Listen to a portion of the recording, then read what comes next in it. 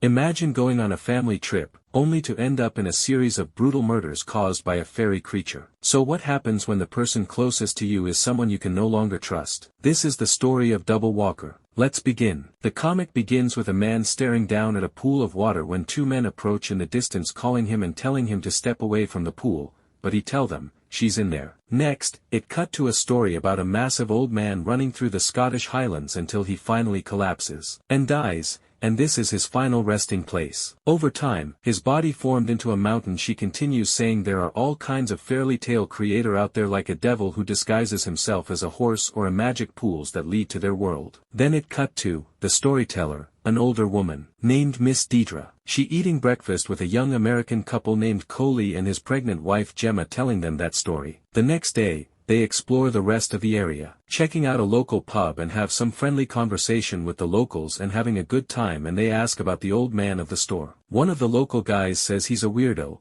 but shouldn't do any trouble for them. The next day, Coley and Gemma are dropped off at the foot of the hill. It's sprinkling out, and the driver warns them it'll likely start raining harder soon, so they better hurry up if they want to make it all the way up. Gemma says they should have gotten here earlier, and they should come back tomorrow. But Coley insists it was worth it to stop and see all the castles on the way. So, Gemma tells Coley she's tired and she's not feeling, so Gemma tells him to just go by himself and she'll wait here.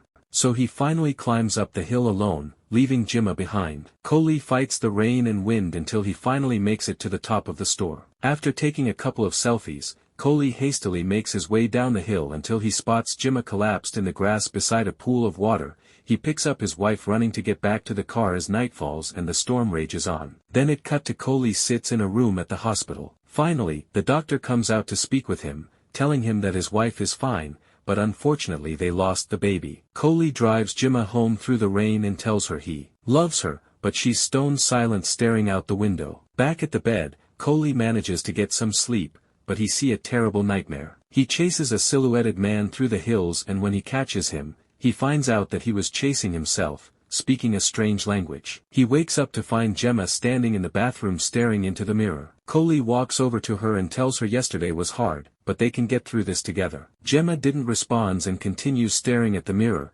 so Coley leaves her alone thinking she needs some space. In the morning, he brings Gemma some breakfast in bed and she's surprising eating it in seconds, immediately asking for more. So Coley goes out to buy some groceries, and on his way back he talks with Deidre, who tells him a story about the Fae. Every once in a while they kidnapped a human child and replace it with one of their own. Coley tells her what happened, and she feels bad. He goes inside, but Deidre tells him that Gemma actually left while he was gone. He says she just needs a walk after what happened and waits up for her. But she doesn't come back until night, and Coley was worried because she ignored his calls. She says she lost her phone and hugs him, but we see a flashback of what really happened. We see a man's body and his head missing, and Gemma's phone was covered in guts. After that, the two detectives named Mitchell and Patterson arrive at a crime scene. They're handed a cell phone in the morning, Coley and Gemma go for a walk, and he says that it's probably best if they head back to the States and chill at home for the next couple of days. Gemma disagrees and kind of freaks on him,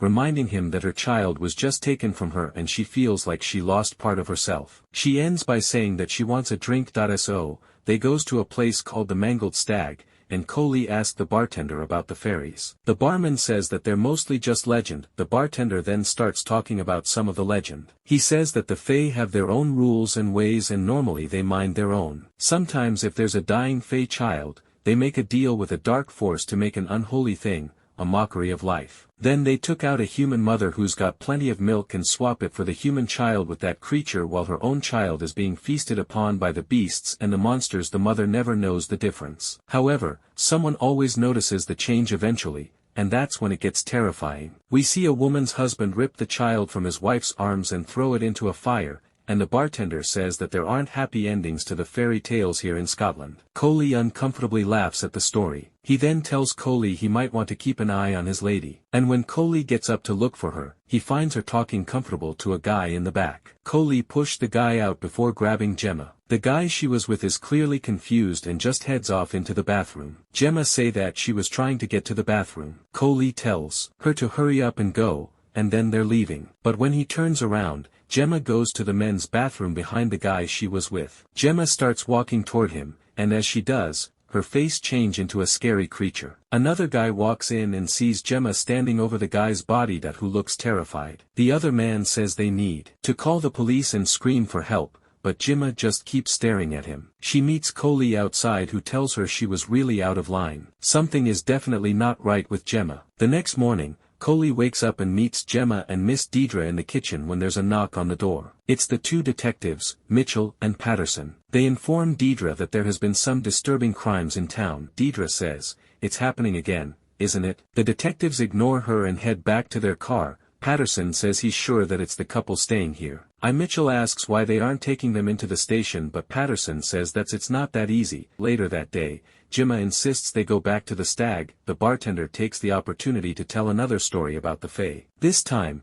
it's about a strange shape-shifting bird thing that feeds on livestock. But every now and then, its hunger grows, and it moves on to more satisfying meals. Like human body, and he tells them, the best way to deal with them is to just let them have their met, because everyone tries to fight them. End up dying as a foolish hero or realize that the Fae always have their way. As the bartender finishes the story, another guy walks up and grabs a drink, telling them about how crazy the lady at the back of the bar is. This is the guy who found Gemma in the bathroom the night before. Coley assumes he must be mistaken. The guy tells Coley he better keep an eye on her. She's clearly lost at her mind and leaves. Coley assumes the guy was just drunk and he was just saying random things. He then orders another beer and asks the bartender what's going on in town. Is there a killer or what? The bartender looks at him with a serious face and says that some bodies have been found. He doesn't know what's been making them. He says something like this happened a few years back and he's hesitant to say it's a killer because there wasn't a killer last time. Coley thinking if it was suicide, then the barkeep tells him that Gemma just goes outside by herself. Coley finds her outside and tells her he'll just be home, but he give her his phone if she needed help. Meanwhile,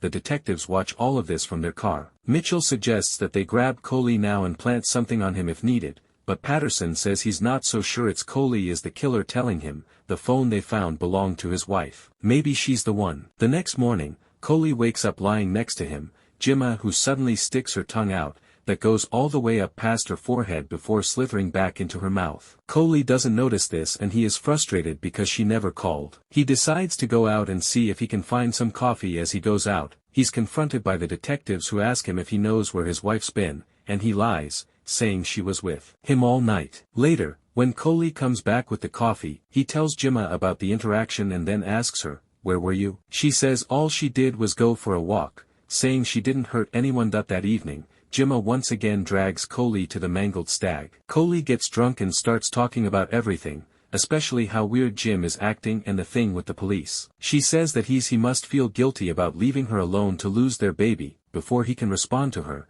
she walks off to use the bathroom. Coley asks for another drink. Despite the bartender's warning about it getting dark out, the bartender says he's seen this before. In some situations, time is the only answer. He says one of them has something in them that needs to work its way out. Coley just breaks down crying and feels like his marriage is falling apart. At the same time, we see images of a black creature with long fingers ripping of a man. Coley then asks if he really believes in the stories. Does he think the Fae are real? The bartender says in Coley and Gemma's case, he thinks they are. Part of the problem with fairies is people don't believe enough or sometimes too much. He then tells the story of Michael Clary and his wife Bridget. Michael had business in Ireland that had him away for long of time. While he was gone, his wife Bridget started making dresses and soon had a thriving business. She was now an independent woman. When Michael returned, he found a much different person than the woman he left behind, that he came to believe that Bridget had been replaced by fairies while he was away. Then one day, she vanished, and when questioned by the police, Michael claimed that she'd been taken by fairies in the night. But no one believed him,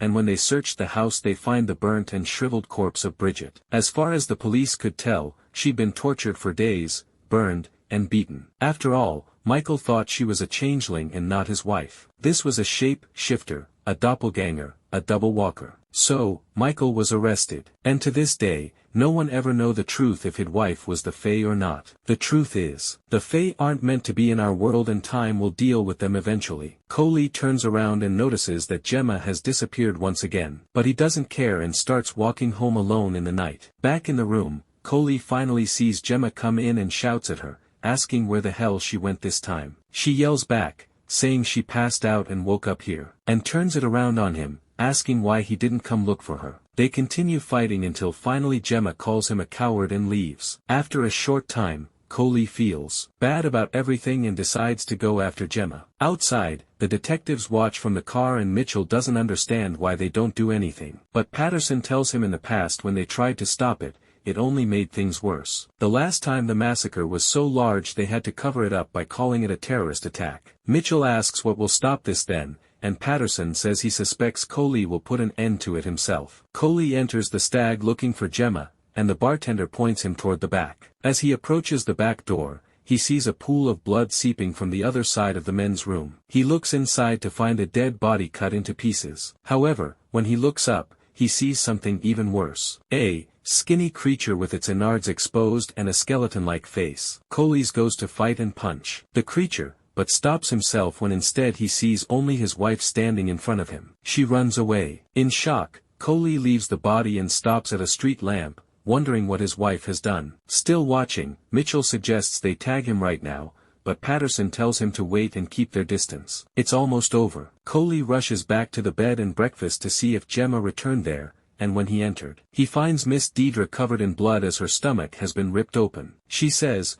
"What have you done?" Before she dies just then, Gemma shows up behind them and yells at Coley, accusing him of doing this. After fumbling his words in confusion, Coley finally snaps, grabbing Gemma by the jacket and demanding he get some answers, asking what they did to her and what happened on store. With her face covered in tears, Gemma punches him in the face and says she's calling the cops, which he's fine with since he believes she's the killer, but Gemma only laughs and calls him a drunk psycho. Then she transforms into the monster from earlier. As she laughs, she grabs Coley with her hand, and with the other lifts up his shirt, ready to cut him in pieces like the others. Before she does, she starts yelling as if she's in pain and then puts him down. He takes the opportunity to jump out of the window and run. As he scrambles into the dark woods behind the house, he looks back to see the menacing creature climbing out of the window after him. It chases him until in the dark, he runs straight into a tree, breaking his nose and leaving him unconscious in the grass. We then see the sharp fingers reach toward him. In his unconscious state,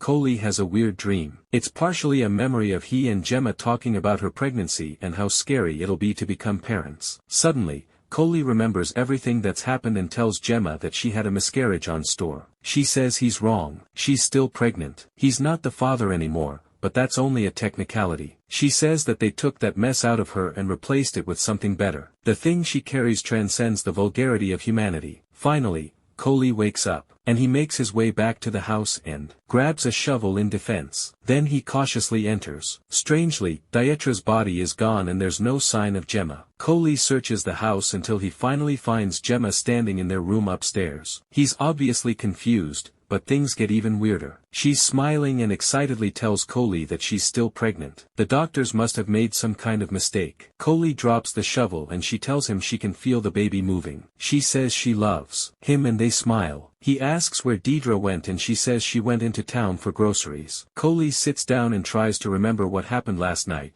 but Gemma just tells him he was drinking too much and thinks maybe he just had a nervous breakdown. Outside, Mitchell wonders if Coley is dead yet, and Patterson says that all depends on whether he killed her first. Coley takes a shower to wash off the blood from the night before and afterwards can't stop looking at his reflection in the mirror. Then he notices something sticking out from under the bed. He pulls off the mattress to reveal Deidre's mangled body. Under the bed, Coley grabs the shovel and finds Gemma downstairs. He says nothing and slowly walks toward her. She cries for him to stop, but he raises the shovel and swings down hard, sinking it into his wife's head and splitting it in half. He continues chopping at her until her head is completely cut in half. It's looked like she finally died, but something starts moving under her dress, and long black fingers reach out. A smaller version of the skeletal creature starts to crawl from, and Coley with hesitation starts smashing it with the shovel until it too is destroyed. He then stumbles outside where the detectives watch from their car. They realize he must have killed her and Mitchell asks if this was part of the plan,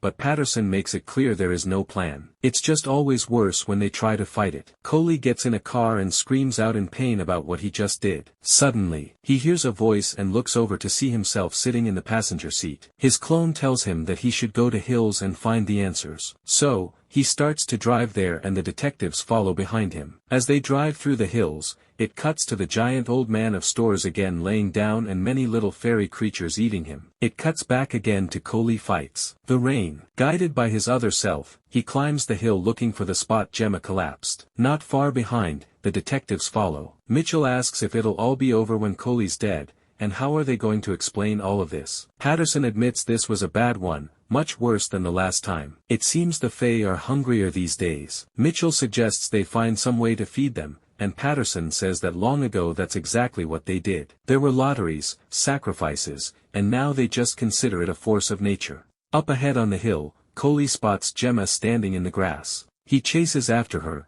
but the detectives don't see anything. This leads Coley to the pool. He reaches for Gemma, but she dives into the water. The detectives come up behind him and tell him to back away. Patterson tries to tell Coley that she's gone, but Coley insists. He saw her and that he must save her. He kneels down and believes that he sees Gemma swimming back up to him. He reaches his hand into the pool and soon a face emerges, but it's not Gemma's, but Coley's. Patterson seems alarmed and says he was wrong. And then a giant creator Coley to the pool and that's how Double Walker ends.